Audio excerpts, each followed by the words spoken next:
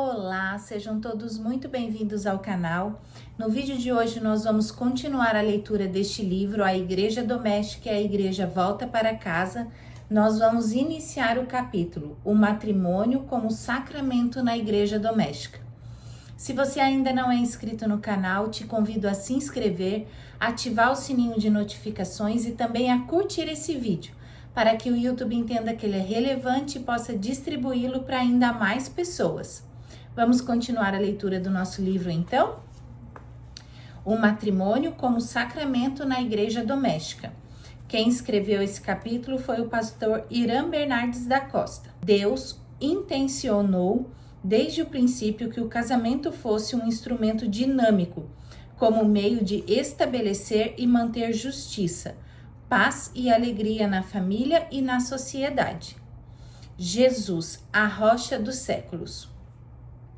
Todo aquele, pois, que ouve estas minhas palavras e as pratica, será comparado a um homem prudente, que edificou a sua casa sobre a rocha.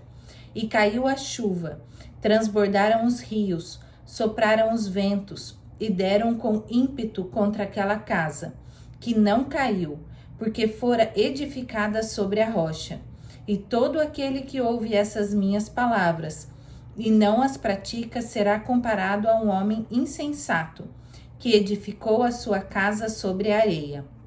E caiu a chuva, transbordaram os rios, sopraram os ventos e deram com ímpeto contra aquela casa, e ela desabou, sendo grande a sua ruína.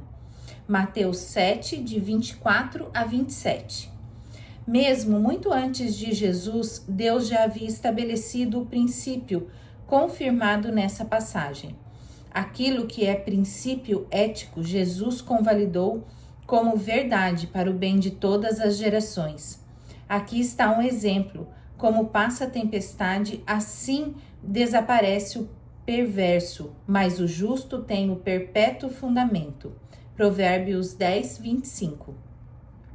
Aqui Jesus está falando do princípio da física, empregado na construção das casas. Ele fala disso em termos de admoestação àqueles que vão construir suas próprias casas. E em geral são homens ainda jovens ou de meia idade. Lugares como leito de rios intermitentes são muito agradáveis e convidativos, e muitos desavisados constroem ali suas casas, não sabendo do risco que correm. Vindo o período das chuvas, toda a fascinação se reduz a decepção e ruínas. Este ensinamento é sobre como devemos edificar nosso casamento e família, pois todo aquele que ouve essas minhas palavras e as pratica será comparado a um homem prudente que edificou sua casa sobre a rocha, que não caiu. Estes conselhos de Jesus incluem dois aspectos importantes: ouvir e praticar. O senso comum sugere que o sonho de todos é ter casamentos e lares saudáveis e bem-sucedidos. Contudo, o que vemos por toda parte são famílias disfuncionais e devastadas pelas tempestades dos males da nossa cultura. Por mais grave que seja o dano atual ou iminente do seu casamento e seu lar, tudo pode ser restabelecido e restaurado nos padrões propostos por Deus, o que lhe dará segurança e paz para toda a família. Dois fatores serão necessários para o seu sucesso no lar: a palavra de Deus e sua efetiva participação. Os casais mais jovens terão a chance de evitar muitos males e sofrimentos e de serem bem-sucedidos e realizados em seu casamento e na formação da família, uma vez equipados com os ensinos aqui apresentados. Com os bons conselhos, todos os fundamentos serão estabelecidos e haverá paz e segurança no lar. Oferecemos aqui a oportunidade de um recomeço para o sucesso familiar. Tempestade de nossa cultura. De que consistem as principais tempestades de nossos dias? O mundo está em constante turbulência e mudança, tanto em ideologias quanto em conceitos e práticas. Podemos destacar três áreas que mais afetam as famílias. A primeira é a atual condição financeira da nossa sociedade em geral. Ela afeta diretamente as famílias ao propiciar mais poder de compra e, assim criar novos hábitos de consumo e ascensão social, o que implica em mudanças de atitudes e costumes. Num passado recente, as famílias sofriam pela falta ou pelo baixo poder aquisitivo. Hoje, elas sofrem em razão do excesso e facilidade de aquisição de bens móveis, imóveis e automóveis. Essa condição, mesmo que há muito esperada, justa e necessária, às vezes cria uma síndrome de poder, o que, mal empregado, traz uma série de dificuldades nas relações familiares. Outra área que ameaça a família hoje, talvez mais do que nunca, é a cultura da erotização. Toda a sociedade está diretamente orientada pela indústria do sexo, sendo conduzida cada vez mais para a prática desordenada da intimidade sexual. A erotização infantil já passou de uma ameaça e chega a ser dano presente em milhares de famílias, segundo dados estatísticos e matérias de noticiário de todos os dias. O índice de gravidez de adolescentes é alarmante. A terceira ameaça que vem contra a estrutura familiar é o hedonismo moderno, ou seja, a busca pelo prazer e fuga da dor. Hoje não temos mais a mesma garra que demonstravam nossos pais. Eles eram homens e mulheres do sacrifício, da renúncia e da abnegação. Hoje todos estão em busca de conveniência e conforto para se obter sucesso. O projeto matrimonial e familiar precisa receber a devida e correta atenção, ser objeto de esforço dos membros da família, ter muita determinação e a presença da graça maravilhosa de nosso Deus. Um testemunho pessoal. Nós dois, Neuza e Irã, somos casados há mais de 40 anos, 20 de setembro de 79. Tivemos nossa primeira filha Raquel, a quem o Senhor conduziu à sua eterna glória antes mesmo do seu primeiro ano se completar. Em seguida, tivemos a Raqueline e o Paulo Sérgio. Ela, casada com Ricardo Garcia, eles nos deram 2 netos, Rafael e Gabriel. Os 4 estudaram no Instituto Cristo para as Nações, em Dallas, Texas. Paulo é casado com Fabiola e deles temos 3 netas, Natália, Giovana e Letícia. Vivem todos em Brasília e também esse casal serve como pastores.